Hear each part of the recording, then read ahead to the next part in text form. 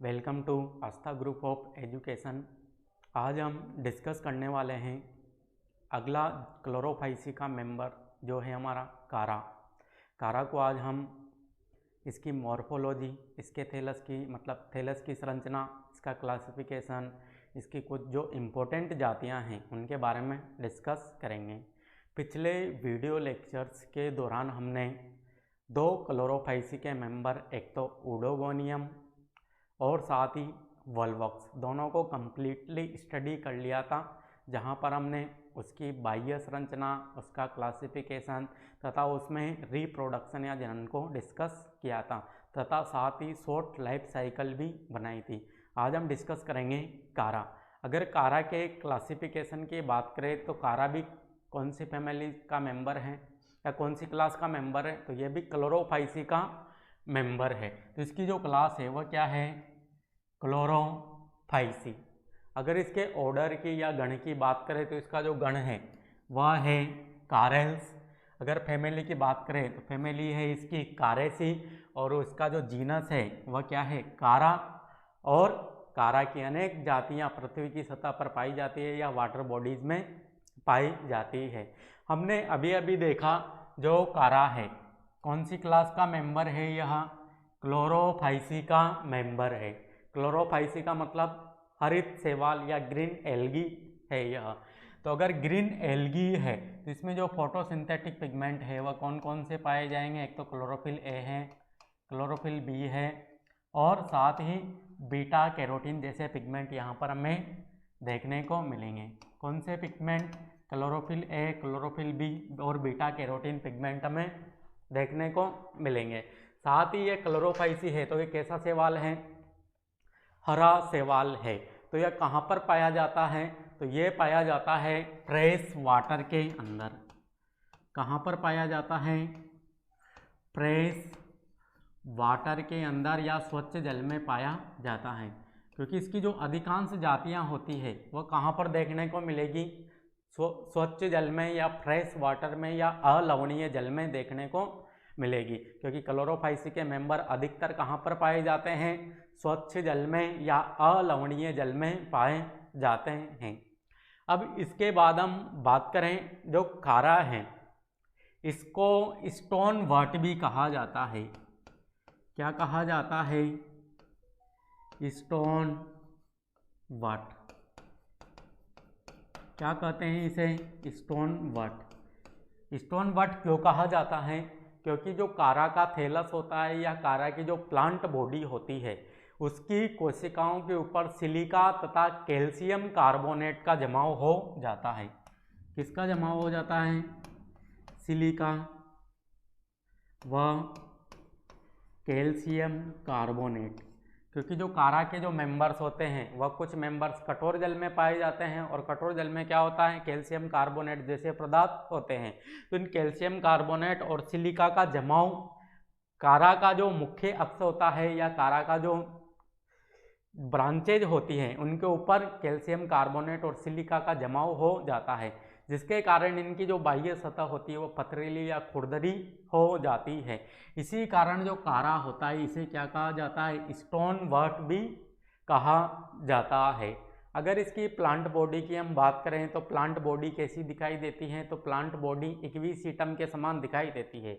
जो इक्विसीटम होता है एक टेरिडोफाइट्स होता है, जिसको हम पेपर सेकंड के अंतर्गत स्टडी करेंगे। तो इसकी जो प्लांट बॉडी होती है वह इक्विसीटम के समान ही हमें दिखाई देती है।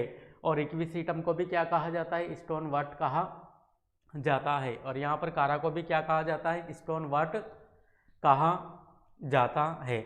अगर इसकी कुछ इम्पोर्टेंट जातियाँ की बात करें तो इम्पोर्टेंट जातियाँ कौन कौन सी है इसकी?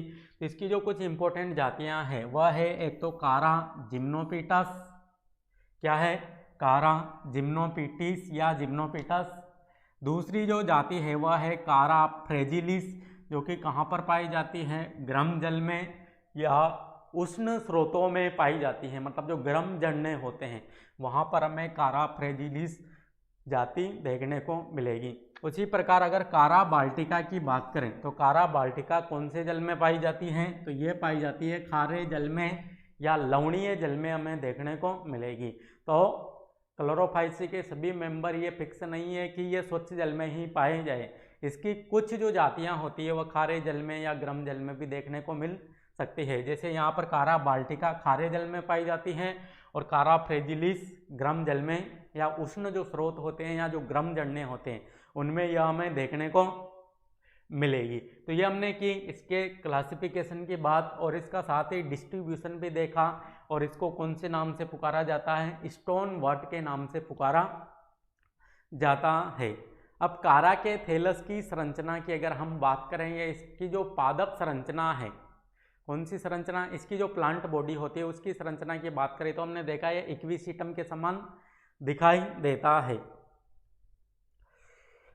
अब जो कारा की जो प्लांट बॉडी होती है यह दो भागों में बटी हुई रहती है। अगर मेनली देखा जाए तो एक तो इसका इरेक्ट वाला सिस्टम होता है और इसका आधारीय वाला भाग होता है।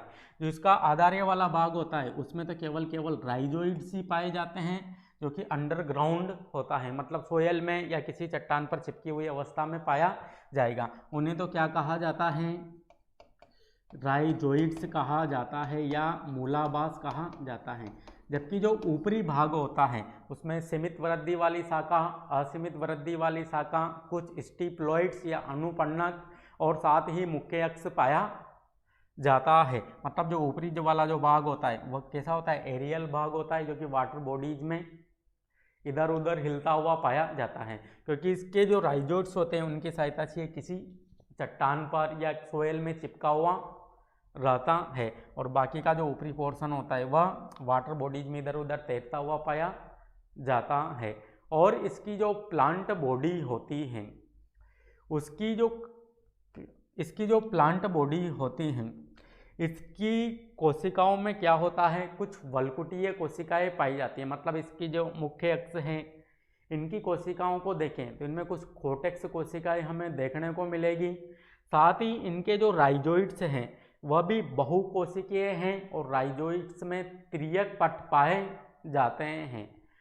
अगर और एक और ख़ास विशेषता की बात करें तो कारा में जो जननांग होते हैं वह जननांग एक तो इसमें पुंदानी होती है जिसे ग्लोब्यूल्स कहा जाता है, और एक स्त्रीदानी होती है जिसे न्यूक्यूल कहा जाता है। तो इसकी जो पुंदानी और स्त्रीदानी, या हम बात करें न्यूक्यूल और ग्लोब्यूल की, तो यह भी बहुकोशिकीय जैकेट युक्त संरचना होती है। जबकि एल्गी की बात करें तो एल्गी के किसी भी मेंबर में जैकेट युक्त संरचनाएं हमें देखने को नहीं मिलेगी। मतलब इनके जो जननांग होंगे वह जैकेट युक्त नहीं होंगे। केवल किसके जननांग जैकेट युक्त होते हैं, कारा के ही जननांग जैकेट युक्त होते हैं। और साथ ही इनमें मूलाभास पाए जाते हैं जिनमें तिर्यक पट पाए जाते हैं, और इनमें कुछ कोटेक्स कोशिकाएं भी हमें देखने को मिलेगी। तो ये कुछ एडवांस करैक्टर हैं कारा के।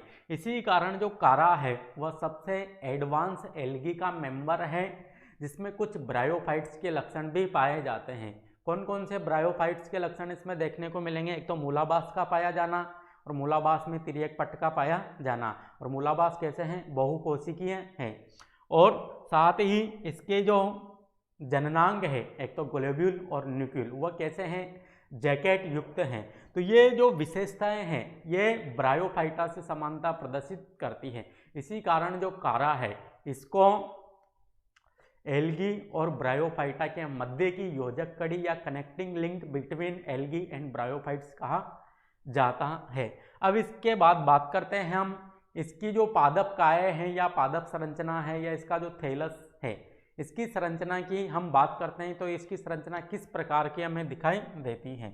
अगर इसकी संरचना की बात करें तो जो कारा है यह हमें इस प्रकार का दिखाई देगा, जिसमें जो निचले वाला पोर्शन है, कौन सा, इसके निचले वाला पोर्शन ये तो क्या कहलाएगा, राइजोइड्स कहलाएगा। और जो ऊपरी वाला जो पोर्शन है ये ऊपर की ओर उठा हुआ होगा जिसे इरेक्ट भाग बोला जाता है। अब इस भाग में एक तो मेन एक्सिस दिखाई देता है, एक असीमित वृद्धि वाली शाखा, सीमित वृद्धि वाली शाखा, अनुपर्णक और जननांग जैसी संरचनाएं हमें दिखाई देती हैं। तो प्रत्येक भाग की हम यहाँ पर बात करते हैं। तो पहले हम बात करते हैं इसके राइजोइड्स की। किसकी बात करेंगे, राइजोइड्स की। अब जो राइजोइड्स होते हैं ये कहाँ पर पाए जाते हैं, तो जो राइजोइड्स होते हैं यह पादप की सबसे निचली सतह पर पाए जाते हैं। राइजोइड्स कैसे हैं? तो राइजोइड्स होते हैं इसमें बहुकोशिकीय होते हैं। कैसे होते हैं? बहुकोशिकीय होते हैं, जो कि कारा के पादप को किसी सतह पर चिपकाए रखने का कार्य करते हैं। और जो राइजोइड्स होते हैं, एक तो बहुकोशिकीय हैं और कैसे हैं? साकित प्रकृति के हैं। और राइजोइड्स की खास विशेषता क्या है? इनमें क्या पाए जाते हैं? तो इनमें तिर्यक पट्ट पाए जाते हैं। क्या पाए जाते हैं? तिर्यक पट्ट पाए जाते हैं, जो कि कारा की एक खास विशेषता होती है। तो राइजोइड्स पादप का सबसे निचला वाला पोर्शन होता है और कहाँ से निकले रहते हैं? तो इसका जो मुख्य अक्ष होता है, ये क्या है? इसका मुख्य अक्ष। आपको जो ये संरचना दिखाई दे रही है, ये क्या है? इसकी मुख्य अक्ष है। तो मुख्य अक्ष की जो आधारीय भाग की जो यहाँ पर पर्व संधि होती है, या मुख्य अक्ष का आधारीय भाग होता है, वहीं से ही क्या निकले हुए रहते हैं? ये राइजोइड्स निकले हुए रहते हैं, जो कि बहुकोशिकीय साकित होते हैं तथा इनमें तिर्यक पट्ट पाए जाते हैं। और इनमें जो तिर्यक पट्ट हैं, वहीं से ही इन राइजोइड्स की शाखाएं निकली हुई रहती हैं। और राइजोइड्स का कार्य क्या है? कारा के पादप को किसी चट्टान की सतह पर चिपकाए रखने का कार्य किया जाता है, या फिर सोयल में इस कारा के पादप को सोयल में मतलब एक स्थिर रखने के लिए राइजोइड्स का काम है। साथ ही राइजोइड्स के द्वारा कुछ खनिज लवणों का भी यहाँ पर अवशोषण किया जाता है। इसके बाद बात करते हैं हम कारा के मुख्य अक्ष की। अब जो कारा का जो मुख्य अक्ष होता है, या जो मेन एक्सिस होता है, यह सबसे इम्पोर्टेंट संरचना होती है जो पादप के इरेक्ट वाले भाग में पाई जाती है। और इसका जो मुख्य अक्ष होता है वह किस में बटा हुआ होता है? एक तो पर्व में और पर्व संधियों में। किस में? पर्व और पर्व संधियों में इसका मुख्य अक्ष बटा रहता है। जैसे ये क्या है? ये पर्व है, फिर ये पर्व संधि है, फिर वापस से ये पर्व, यहाँ पर पर्व संधि है। तो ये पर्व तथा पर्व संधियों में बटा हुआ रहता है और यह लंबे समय तक वृद्धि करता रहता है। इसी कारण जो कारा का जो पादप काय होता है वह लगभग कितना सेंटीमीटर होता है? लगभग 20 से 30 सेंटीमीटर लंबा हमें दिखाई देता है। मतलब कारा के पादप काय को हम नग्न आंखों से देख सकते हैं। मतलब एक ऐसा है मैक्रोस्कोपिक है, मतलब माइक्रोस्कोप से की ज़रूरत नहीं है इसकी प्लांट बॉडी को देखने के लिए। इसे नग्न आंखों से भी देख सकते हैं, क्योंकि इसकी जो लंबाई होती है या इसकी जो साइज होती है वह लगभग 20 से 30 सेंटीमीटर या लंबा होता है। और इसका मुख्य अक्ष पर्व तथा पर्व संधियों में बटा हुआ रहता है। और जो पर्व संधियां हैं, उन पर्व संधियों से एक तो इसमें निकली हुई रहती है सीमित वृद्धि वाली शाखा। क्या निकली हुई रहती हैं? मुख्य अक्ष की पर्व संधियों से ये जो ये संरचनाएं आपको दिखाई दे रही है, यहाँ पर ये संरचनाएं जो छोटी छोटी शाखाएं जिनमें लगभग 5 से 15 तक पर्व संधियां उपस्थित होती हैं, उन शाखाओं को कहा जाता है सीमित वृद्धि वाली शाखा। ये कौन सी शाखा है? ये वाली। तो ये है सीमित वृद्धि वाली शाखा है। कहाँ से निकली हुई होगी? एक तो यह मुख्य अक्ष की पर्व संधियों से निकली हुई रहती हैं, साथ ही जो असीमित वृद्धि वाली शाखा है, कौन सी? जो यहाँ से जो ये शाखा जा रही है, ये भी काफ़ी लंबी है, इसे कहा जाता है असीमित वृद्धि वाली शाखा। तो इस शाखा से भी क्या निकली हुई रहती है? यहाँ पर सीमित वृद्धि वाली शाखा निकली हुई रहती है, या शूट ऑफ लिमिटेड ग्रोथ, मतलब सीमित वृद्धि वाली शाखा यहाँ पर निकली हुई रहती है। तो मुख्य अक्ष की हमने बात की। मुख्य अक्ष पर्व तथा पर्व संधियों में बटा हुआ रहता है और पादप का केंद्रीय भाग होता है और काफ़ी मेन पोर्शन होता है ये। इसकी पर्व संधियों पर सीमित वृद्धि वाली शाखाएं और कुछ मात्रा में 1 या 2 असीमित वृद्धि वाली शाखाएं भी यहाँ पर पाई जाती है। और जो असीमित वृद्धि वाली शाखाएं हैं, इन पर भी क्या मिलेगी? सीमित वृद्धि वाली शाखाएं मिलेगी। ये तो कि हमने इसके मुख्य अक्ष की बात। और मुख्य अक्ष की जो एक खास विशेषता है, मुख्य अक्ष को हमने देखा कि यह पर्व तथा पर्व संधियों में बटा हुआ है। किसमें बटा हुआ है, जैसे ये कोई मुख्य अक्ष है, इसमें क्या है, ये वाला जो पोर्शन है यहाँ से यहाँ तक का, ये तो क्या है, इसका पर्व है, और यहाँ पर क्या है, यह पर्व संधि है, और पर्व संधि से ही क्या निकली हुई रहती है, यहाँ पर यह सीमित वृद्धि वाली शाखा निकली हुई रहती हैं, और कुछ पर्व संधियों से ऐसे असीमित वृद्धि वाली शाखाएं भी निकली रहती है। अब जो यह पर्व है, इनमें केवल एक ही कोशिका पाई जाती है जिसे पर्व कोशिका कहा जाता है। यहाँ पर केवल एक ही कोशिकाएं दिखाई देगी, परंतु जो पर्व संधि कोशिकाएं हैं, इन पर्व संधि कोशिका में एक या दो तो सेंट्रल सेल होती है, यहाँ पर जो क्या होती है, सेंट्रल सेल होती है, और इन सेंट्रल सेल के चारों ओर 6 से 20 की संख्या में क्या पाई जाती हैं, परिधीय कोशिका या कोर्टेक्स सेल पाई जाती है, जो कि यहाँ से थोड़ा सा नीचे की ओर वृद्धि करके और नीचे की पर्व संधि की जो कोर्टेक्स सेल है ये ऊपर की ओर वृद्धि करके पूरे पर्व को ही ढक लेती है। तो जो कोर्टेक्स सेल होती है वह पर्व कोशिका को ढके हुए रहती है, तो ये भी खास विशेषता हमें देखनी है। इसके बाद बात करते हैं हम सीमित वृद्धि वाली शाखा की। अब जो सीमित वृद्धि वाली शाखा है ये कहाँ पर है, एक तो तने की पर मतलब मुख्य अक्ष की पर्व संधि पर, और साथ ही असीमित वृद्धि वाली शाखा की पर्व संधि पर होती है।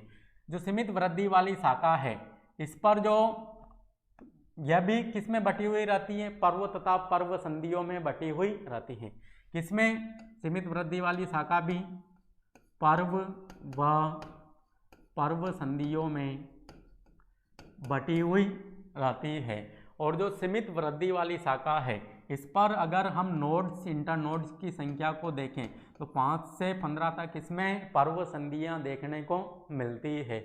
और सीमित वृद्धि वाली शाखा पर भी कुछ 1 या 2 कोशिकीय तंतुनुमा संरचना पाई जाती है जिन्हें कहा जाता है अनुपन्नक। क्या कहा जाता है, अनुपन्नक या स्टिप्लोइड्स कहा जाता है।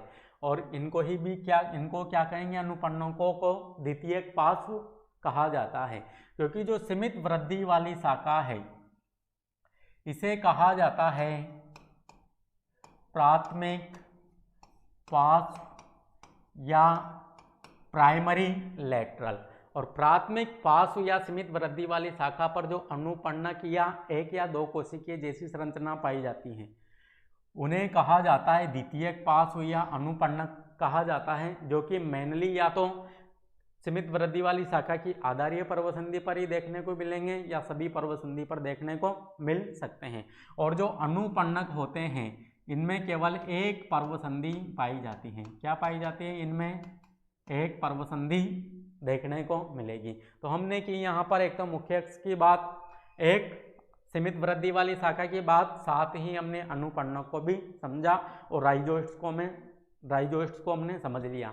इसके बाद बात करते हैं हम असीमित वृद्धि वाली शाखा की। किसकी, असीमित वृद्धि वाली शाखा की या शूट ऑफ अनलिमिटेड ग्रोथ। तो असीमित वृद्धि वाली जो शाखा है यह कहाँ से निकलेगी, तो असीमित वृद्धि वाली जो शाखा होती है यह जो मुख्य अक्ष होता है जहाँ से सीमित वृद्धि वाली शाखाएं भी निकल रही है तो वहीं से ही क्या निकलती है, असीमित वृद्धि वाली शाखाएं निकलती है। और यह भी मुख्य अक्ष की तरह ही पर्व तथा पर्व संधियों में बटी हुई रहती है और इनकी वृद्धि लगातार होती रहती है। मतलब यह कैसी है, असीमित वृद्धि वाली शाखा है, मतलब लगातार वृद्धि होगी, पर्व संधियों का निर्माण होता जाएगा और इनके ऊपर प्राथमिक जो पार्श्व है या सीमित वृद्धि वाली शाखा है वह भी लगती रहेगी। तो जो ये वाली जो शाखा दिखाई दे रही है आपको, ये वाली जो शाखा दिखाई दे रही है और साथ ही ये वाली दिखाई दे रही है, ये कैसी है, असीमित वृद्धि वाली शाखा है जिनकी पर्व संधियों पर सीमित वृद्धि वाली शाखा देखने को मिलती है और इनमें पर्व और पर्व संधियों की संख्या बढ़ती रहती है, मतलब जीवन भर ये वृद्धि करती रहती है। इसी कारण जो unlimited shoot of unlimited growth है या असीमित वृद्धि वाली शाखा है इनको क्या कहा जाता है, इनको कहा जाता है दीर्घ प्रोह। क्या कहा जाता है, दीर्घ प्रोह कहा जाता है। इसके बाद बात करते हैं हम जो ये कारा का जो प्लांट है इसमें न्यूक्लियोल और ग्लोब्यूल या जो जनन संरचनाएं हैं उनका निर्माण कहाँ पर होगा, तो जो जनन संरचनाएं हैं उनका निर्माण होता है जो प्राथमिक पार्श्व है या जो सीमित वृद्धि वाली शाखा है। आपको जो ये शाखाएं दिखाई दे रही है, इन शाखाओं के ऊपर ही किसका निर्माण होगा? जननांगों का निर्माण होगा। अब जो जननांग होंगे वो कहाँ पर बनेंगे? तो सीमित वृद्धि वाली शाखा की पर्व संधि पर इनका निर्माण होगा। तो ये कौन सी शाखा है? सीमित वृद्धि वाली शाखा है। तो इसकी जो यहाँ पर ये पर्व संधि है, इन पर्व संधि पर ये क्या मिलेंगे? एक तो जो ये ग्लोब्यूल्स जो संरचना है, जो कि पुंदानी का इसे समूह कह सकते हैं क्योंकि इसके अंदर अनेक पुंदानी का निर्माण होगा, या नर जनन संरचना कह सकते हैं। और साथ ही जो न्यूक्लियल है मादा जनन संरचना, जो कि दोनों ही कैसी है? जैकेट युक्त है, क्योंकि न्यूक्लियल के ऊपर तो ट्यूब सेल का जैकेट पाया जाएगा और जो ग्लोब्यूल्स है इस पर सिल्ड सेल का जैकेट पाया जाएगा, या सिल्ड सेल जैकेट के रूप में यहाँ पर व्यवस्थित होगी। तो इनका निर्माण प्राथमिक पार्श्व या सीमित वृद्धि वाली शाखा की पर्व संधि पर होता है। क्योंकि इस वाले पोर्शन को हमने यहाँ पर क्या देखा? थोड़ा सा मैक्रोस्कोपिक करके देखा। तो इस प्रकार की संरचना यहाँ पर हमें दिखाई देती है, जिसमें जो पर्व संधि है, यहाँ पर जो आपको ये संरचना दिखाई दे रही है, इन्हें क्या कहा जाता है? लैटरल्स कहा जाता है या द्वितीयक पार्श्व कहा जाता है। अगर यह आधारीय पर्व संधि पर है तो इन्हें क्या कहेंगे? हम अनुपन्नक कहेंगे। और इसमें केवल एक पर्व संधि हो सकती है, या फिर ये एक कोशिकीय या दो कोशिकीय हो सकते हैं। तो ये था कारा की प्लांट बॉडी की संरचना। मतलब कारा को अगर बाह्य रूप से देखा जाए तो ये हमें इस प्रकार का देखने को मिलेगा। साथ ही हम इसका एक और डायग्राम देखते हैं। तो इसका जो एक और डायग्राम है, अगर वाटर बॉडीज के अंदर इसे देखा जाए तो ये इस प्रकार का हमें देखने को मिलेगा। इस प्रकार की संरचना हमें देखने को मिलेगी। अगर कारा के राइजोइड्स की बात करें तो राइजोइड्स में तिर्यक पट का निर्माण किस प्रकार होता है? तो अगर तिर्यक पट की बात करें तो ये हैं कारा के राइजोइड्स। अब जो कारा के जो राइजोइड्स हैं, इनमें क्या होता है? राइजोइड्स बहुकोशिकीय होते हैं। इनमें जो ऊपरी कोशिका होती है उनका कुछ भाग नीचे की ओर वृद्धि करता जाता है, और जो निचली कोशिका होती है इनका कुछ भाग ऊपर की ओर वृद्धि करता जाता है। जिसके मतलब एक दूसरे को ये ओवरलैप करते हैं। जो निचली कोशिका है राइजोइड्स की, वो ऊपर की ओर जाएगी और ऊपरी कोशिका नीचे की ओर आएगी, जिसके कारण यहाँ पर एक गुबंदाकार संरचना का निर्माण होता है। जिसमें क्या होगा? यहाँ पर 4 से 5 कोशिकाओं का एक समूह बन जाता है, जिसे कहा जाता है राइजोइडल प्लेट। क्या कहा जाता है? राइजोइडल प्लेट कहा जाता है। और उस राइजोइडल प्लेट से ही यहाँ पर कुछ ना कुछ मूलाभासों की शाखाएं निकलती है। मतलब कैसे होंगे? मूलाभास शाखित होंगे, और मूलाभास की जो शाखाएं निकलेगी वो कहाँ से निकलेगी? राइजोइड प्लेट से या तिर्यक पट का निर्माण होने से। क्योंकि ये कौन सा पट बना है यहाँ पर? तिर्यक पट या ओब्लिक सेप्टा बना है।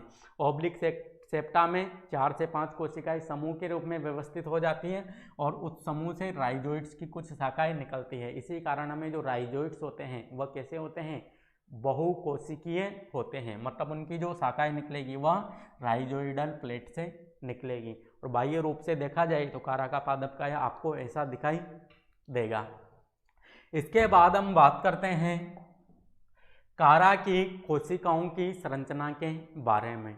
अगर कारा में कोशिकाओं की संरचना की बात की जाए तो कारा के पादप को हमने देखा। कारा का जो पादप काय है वह पर्व तथा पर्व संधियों में बटा हुआ होता है। मतलब उसके मुख्य अक्ष की बात कर लें, असीमित वृद्धि वाली शाखा की बात कर लें, सीमित वृद्धि वाली शाखा की बात कर लें, तो तीनों ही प्रकार की संरचनाओं में पर्व तथा पर्व संधियां पाई जाती हैं। तो पर्व में अलग प्रकार की कोशिकाएं हमें देखने को मिलेगी और पर्व संधि में अलग प्रकार की कोशिका हमें देखने को मिलेगी। परंतु उनका जो बेसिक होता है, मतलब उनकी कोशिका भित्ति, उनमें कोशिका झिल्ली, उनका जो सेंट्रोप्लाज्म है या उनका जो कोशिका द्रव्य है वह लगभग समान होता है। उनकी संरचना समान हमें देखने को मिलेगी। इनमें जो क्लोरोप्लास्ट पाए जाते हैं, संचित भोज्य पदार्थ पाए जाते हैं, वह हमें सारी विशेषताएं समान देखने को मिलेगी। परंतु उनकी जो कोशिकाओं की जो आकृति है या कोशिकाओं की जो संरचना है वह थोड़ी डिफरेंट हमें देखने को मिलेगी। तो पहले हम बात करते हैं कोशिका की संरचना की। तो जो कारा की जो कोशिका होती है, कोशिका के चारों ओर सेलुलोज से बनी कोशिका भित्ति हमें दिखाई देती है। जैसे ये कारा की कौन सी कोशिका है? ये इसकी पर्व कोशिका है। तो कोशिका के बाह्य सतह पर क्या पाया जाता है? एक तो सेलुलोज से बनी कोशिका भित्ति पाई जाती है। कोशिका भित्ति के अंदर की ओर कोशिका झिल्ली होगी जो कि लिपिड तथा प्रोटीन से मिलकर बनी हुई होती है। और कार्या क्या है, एल्गी का मेंबर है। तो इसमें जो कोशिकीय संगठन होगा वह कैसा होगा, तो कोशिकीय संगठन आपको याद रखना है यूकैरियोटिक कोशिकीय संगठन होगा। और यूकैरियोटिक का मतलब तो आप जानते ही हो, यूकैरियोटिक का मतलब होता है इसमें सुविकसित केंद्रक होगा, केंद्रक झिल्ली होगी, साथ ही जो डबल मेम्ब्रेनस जो ऑर्गेनिल है वह भी हमें दिखाई देंगे, क्लोरोप्लास्ट जैसी संरचना देखने को मिलेगी, राइबोसोम, मतलब सब कुछ यहाँ पर देखने को मिलेगा जो कि यूकैरियोटिक कोशिका के अंदर पाया जाता है। इसके बाद बात करते हैं हम जो कोशिकीय संरचना है, इसमें हमें रिक्तिका भी देखने को मिलेगी और केंद्रक भी देखने को मिलेंगे। और इसमें जो क्लोरोप्लास्ट होता है वह डिस्कोइड या थालीनुमा होता है जो कि कोशिका द्रव्य में विभिन्न जगहों पर फैला हुआ होता है। मतलब जो क्लोरोप्लास्ट है यहाँ पर असंख्य हैं, जिन्हें कभी कभी क्रोमेटोफोर्स भी बोल दिया जाता है या वर्ण की लवक भी बोल दिया जाता है, जो कि कोशिका में बिखरे हुए रहेंगे। और कोशिका में क्या पाई जाएगी, रिक्तिकाएं पाई जाएगी, जो कि पर्व कोशिका में तो केवल एक होगी और जो पर्व संधि कोशिकाएं हैं उसमें लगभग 4 से 6 रिक्तिकाएं हमें देखने को मिलेगी। इसके बाद हम बात करते हैं जो पर्व कोशिका है वह हमें संरचना में कैसी दिखाई देगी। जो पर्व कोशिका है वह संरचना में हमें काफ़ी लंबी दिखाई देगी, क्योंकि पर्व कैसे होते हैं, लंबे होते हैं। और पर्व में केवल एक ही कोशिका हमें देखने को मिलती है, क्योंकि हमने मुख्य अक्ष का जो पर्व देखा था, जो ये पर्व है इसमें केवल एक ही कोशिका देखने को मिलेगी जो कि कैसी होगी, इलोंगेटेड या लंबी होगी। मतलब उसका जो व्यास है उससे उसकी जो लंबाई है वह कई गुना अधिक होगी। एक ही कोशिका पाई जाएगी और जितना ज़्यादा लंबा पर्व होगा पर्व की कोशिका भी उतनी ही ज़्यादा लंबी होगी। और पर्व कोशिका में क्या होता है, एक सेंट्रल वैक्यूल उपस्थित होती है या केंद्रीय रिक्तिका उपस्थित होती है जो कि काफ़ी बड़ी होती है, जिसके कारण जिसका जो कोशिका द्रव्य है वह लगभग कोशिका भित्ति से चिपका हुआ रहता है। और केंद्रीय जो रिक्तिका है उसकी जो झिल्ली है उसे क्या कहा जाता है, टोनोप्लास्ट कहा जाता है। और केंद्रीय रिक्तिका के अंदर ही कुछ प्रोटीन बॉडी हमें देखने को मिलेगी। यहाँ पर जो ये संरचनाएं आपको दिखाई दे रही हैं ये किससे मिलकर बनी हुई रहती हैं, ये प्रोटीन से मिलकर बनी हुई रहती है, जिन्हें प्रोटीन काय कहा जाता है। ये कहाँ पर देखने को मिलेगी, पर्व कोशिका के अंदर, तो रिक्तिका के अंदर हमें देखने को मिलेगी। साथ ही इसके कोशिका द्रव्य की बात करें तो इसका जो कोशिका द्रव्य है वह 2 भागों में बटा हुआ रहता है। परिधीय जो कोशिका द्रव्य होगा उसे तो क्या कहेंगे हम, एक्सोप्लाज्म। क्या कहेंगे, एक्सोप्लाज्म, जिसमें हमें केंद्रक दिखाई देंगे। साथ ही इसके जो क्रोमेटोफोर है या जो क्लोरोप्लास्ट है या वर्ण की लवक है ये भी एक्सोप्लाज्म में ही बिखरे हुए रहेंगे। और जो कणिकामय जो कोशिका द्रव्य होता है वह भी इसी में ही रहेगा। जबकि जो केंद्रकीय कोशिका द्रव्य होता है जो रिक्तिका के यहाँ पर पास में पाया जाता है, जो एक्सोप्लाज्म होगा वो तो कहाँ पर होगा, कोशिका झिल्ली के समीप या कोशिका भित्ति के समीप होगा। जबकि जो एंडोप्लाज्म होगा वो कहाँ पर होगा, केंद्रीय रिक्तिका के समीप होगा, जिसमें केंद्रक एब्सेंट होंगे। और साथ ही जो ये क्रोमेटोफोर्स है ये भी नहीं दिखाई देंगे। केवल यहाँ पर जो कोशिका द्रव्य होगा जिसमें केवल थोड़ी बहुत कणिकाएं वणिकाएं प्रेजेंट होगी वही हमें यहाँ पर देखने को मिलेगा। तो ये है पर्व कोशिका की संरचना। अब जो पर्व कोशिका है इसमें क्या है, केवल एक ही केंद्रीय रिक्तिका है। तो इसका जो कोशिका द्रव्य होता है या इसका जो एक्सोप्लाज्म होता है वह केवल एक सर्कल में क्या करता है, गति करता है। और वह गति की कौन सी होगी, घूर्णन गति होगी, क्योंकि रिक्तिका के चारों ओर जो कोशिका द्रव्य पाया जा रहा है या जो एक्सोप्लाज्म का जो कोशिका द्रव्य है वह केवल एक ही दिशा में गति करेगा, या तो वह क्लॉकवाइज हो या एंटी क्लॉकवाइज हो। तो वह एक ही दिशा में क्या करता है, घूर्णन गति संपन्न करता है। जबकि अगर हम पर्व संधि कोशिका की बात करें तो जो पर्व संधि कोशिका है इनमें क्या पाई जाती है, 4 से 6 तक रिक्तिकाएं पाई जाती है। और जो वह रिक्तिकाएं होंगी वह कैसी होंगी, छोटी छोटी होंगी, जिसके कारण इनका जो कोशिका द्रव्य होता है वह प्रत्येक रिक्तिका के चारों ओर क्या करता है, गति करता है। मतलब इसमें जो मोशन होती है या गति होती है वो कैसी होती है, साइक्लोसिस होती है। मतलब इसका जीवद्रव्य इसके चारों ओर, इसी प्रकार इसका जीवद्रव्य इस प्रकार, मतलब अलग अलग दिशा में यह गति करता रहता है प्रत्येक रिक्तिका के चारों ओर। तो यहाँ पर जो गति होगी वह कैसी होगी, साइक्लोसिस मोशन होगी। जबकि यहाँ पर कौन सी गति होगी, यहाँ पर घूर्णन गति होगी। इसके बाद अगर पर्व कोशिका और पर्व संधि कोशिका की संरचना की बात करें तो ये संरचना में कैसी है, बेलनाकार कोशिका है। जबकि ये संरचना में किस प्रकार की दिखाई दे रही है, यह बहुभुजीय या षटकोणाकार कोशिकाएं हमें दिखाई देती है। इनकी संख्या पर्व कोशिका में एक ही होगी और पर्व संधि जो कोशिका होती है इनकी संख्या लगभग असंख्य होती है, मतलब 2 से 3 तक। उसके बाद इसमें वलकुटीय कोशिका का निर्माण हो जाएगा। ऐसी कोशिका यहाँ पर देखने को मिलती हैं।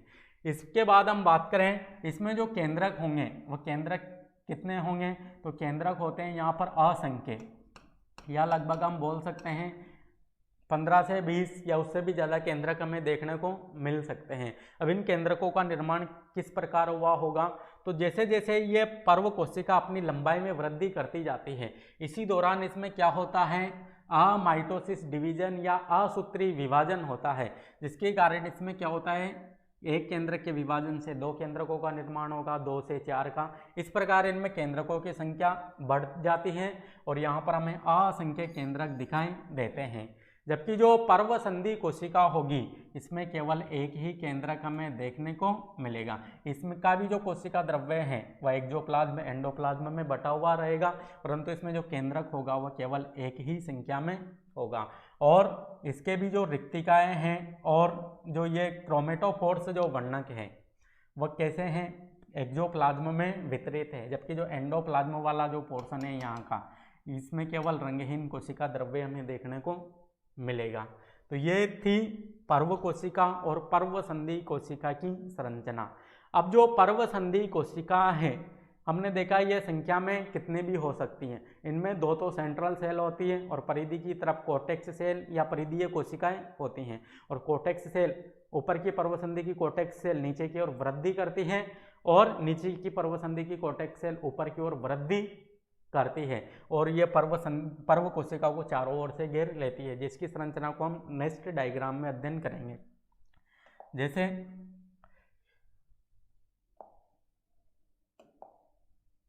जैसे यह है यहाँ पर प्राथमिक अक्ष या प्राइमरी एक्सिस।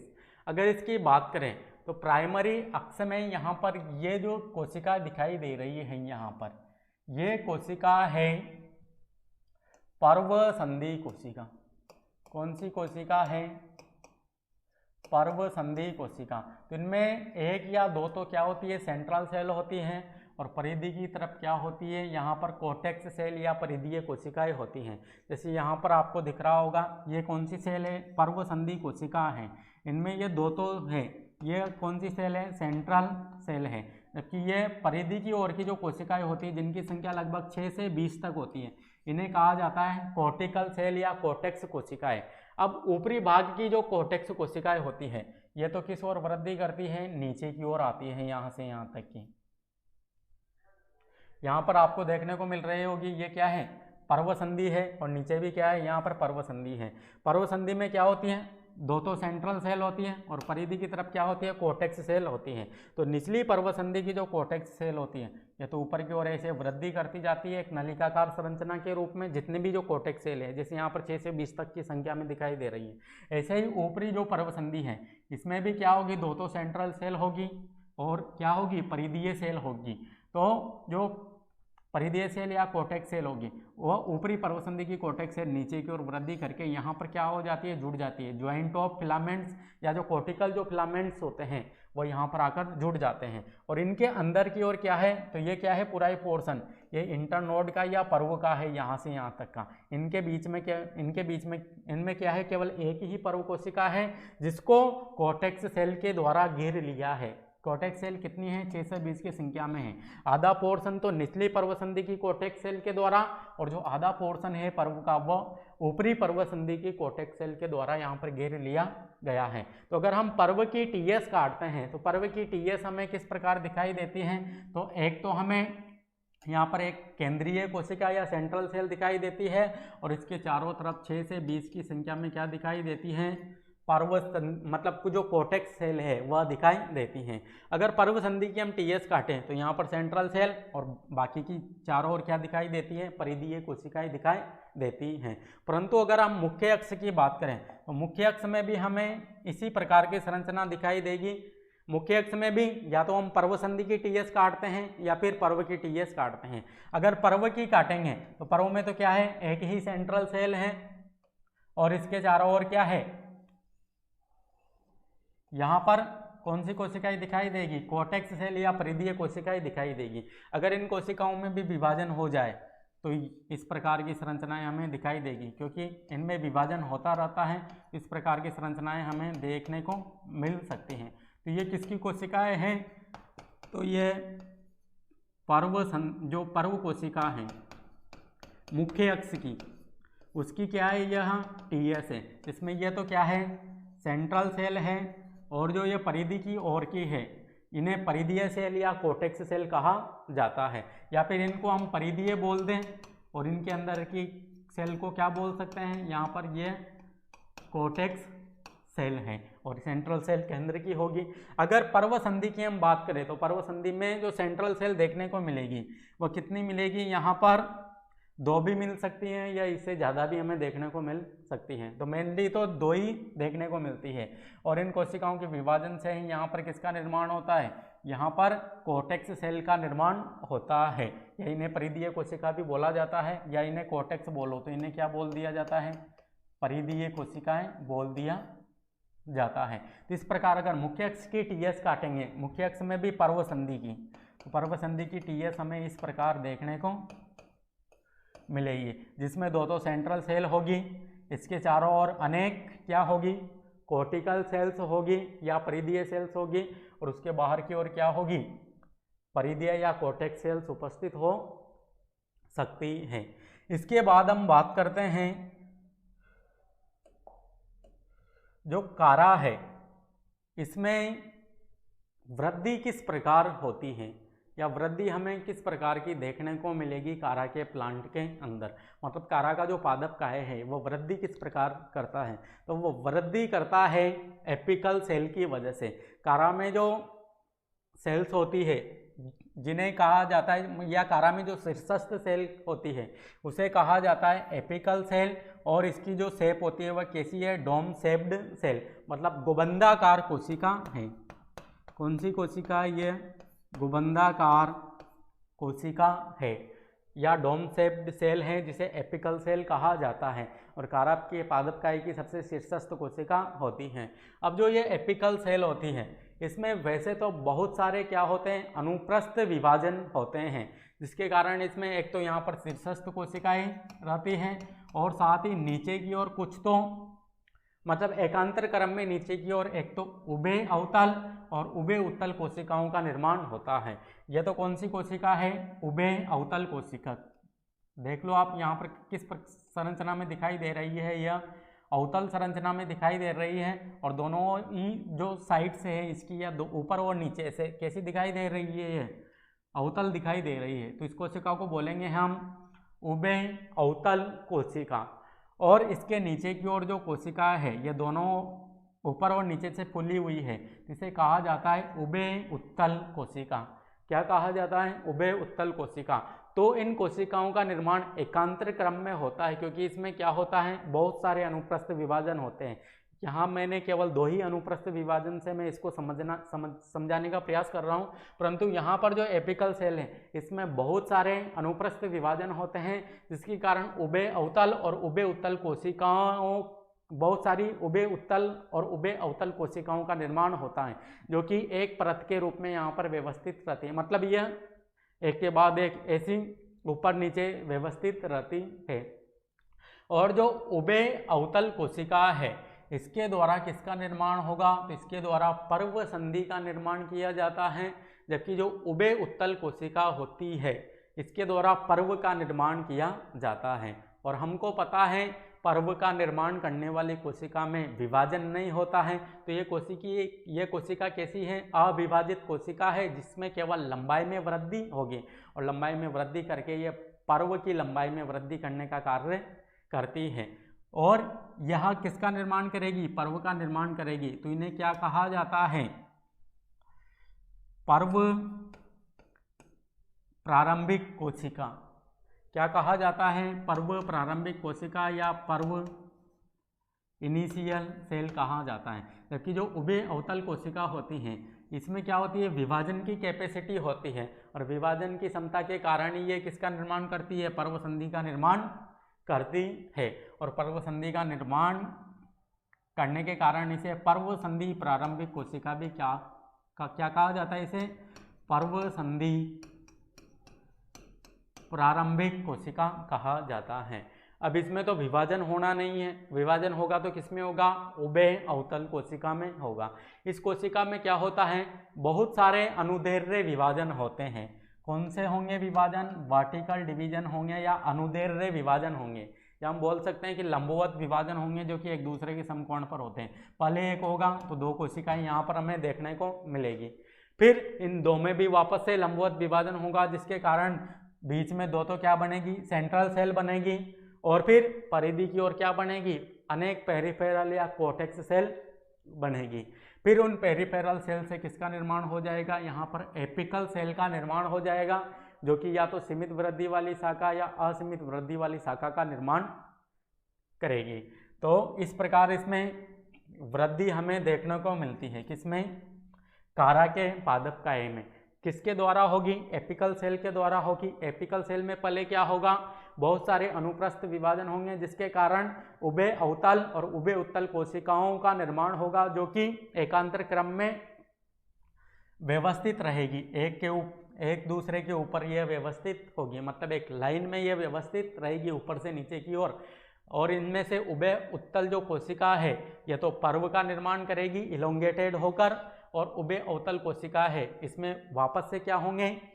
अनेक अनुदैर्घ्य विभाजन होंगे या वर्टिकल डिवीजन होंगे, जिसके कारण यहाँ पर पर्व संधि का निर्माण होगा। और पर्व संधि में दो तो सेंट्रल सेल होगी और फिर परिधीय कोशिकाएं होगी, और उन परिधीय कोशिकाओं से यहाँ पर कुछ मात्रा में एपिकल सेल्स का निर्माण होगा। और यह एपिकल सेल ही वापस से वृद्धि करके किसका निर्माण करेगी? शाखाओं का निर्माण करेगी। और शाखाएं कौन सी होगी? सीमित या असीमित वृद्धि वाली शाखा होगी। तो इसको हम एक और डायग्राम की सहायता से समझते हैं।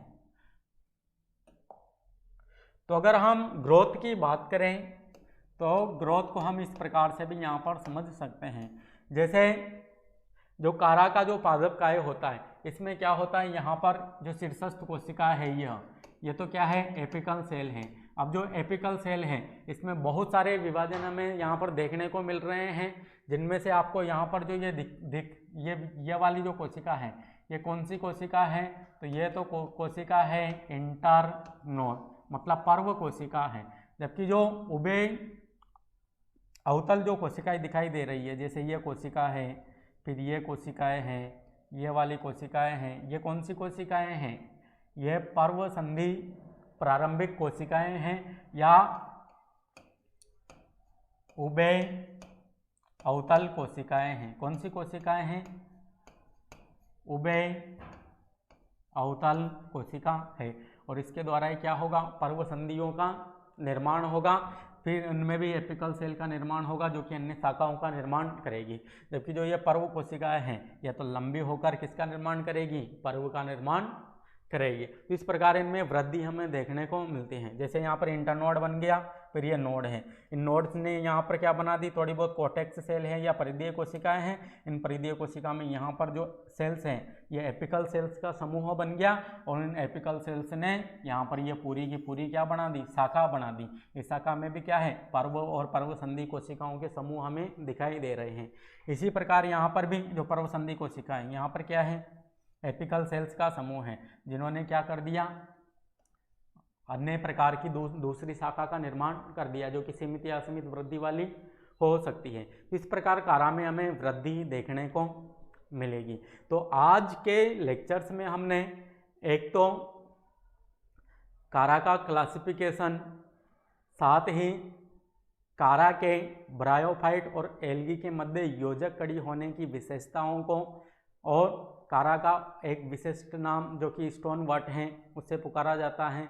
और इसके बाद हमने इसके थैलस की संरचना में भी हमने इसके राइजोइड्स, इसके मुख्य अक्ष, इसकी सीमित असीमित वृद्धि वाली शाखा और अनुपर्णक जिन्हें सेकेंडरी लेटरल्स भी कहा जाता है तो उनकी बात की।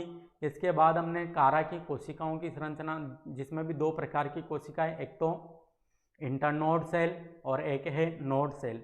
नोड सेल मतलब पर्वसंधि कोशिका जो कि षटकोणीय या बहुभुजीय थी, जबकि जो इंटरनोड है वह कैसी है, बेलनाकार कोशिकाएं हैं। उन कोशिकाओं का संगठन की हमने बात की, उनके जीव द्रव्य में होने वाली गतियों की बात की। इसके बाद हमने कारा में ग्रोथ की बात की, जहाँ पर ग्रोथ एपिकल डोम शेप जो सेल थी उसके द्वारा की जा रही थी। और उसके साथ ही हमने जो मुख्य अक्ष थी या जो उसकी शाखाएं थी कारा की, उनकी टीएस को भी हमने देखा, जहाँ पर एक या दो तो सेंट्रल सेल थी और परिधि की ओर पेरिफेरल सेल या कोटेक्स सेल उपस्थित थी। तो आज हमने कारा की जितने भी जो बाह्य संरचनाएं थी उनको हमने समझ लिया है। इसके बाद हम जो नेक्स्ट वीडियो लेक्चर्स हैं उसमें हम कारा में रिप्रोडक्शन को स्टडी करेंगे, जहाँ पर उसमें हम कायिक और लैंगिक जनन को समझेंगे। और लैंगिक जनन के दौरान उसमें जो ग्लोब्यूल और जो न्यूक्लियस का जो निर्माण है और किस प्रकार होता है, उनमें जैकेट कोशिकाएं किस प्रकार बनेंगी, तो उनको भी हम डिस्कस करेंगे। तो तब तक के लिए आप सभी को धन्यवाद।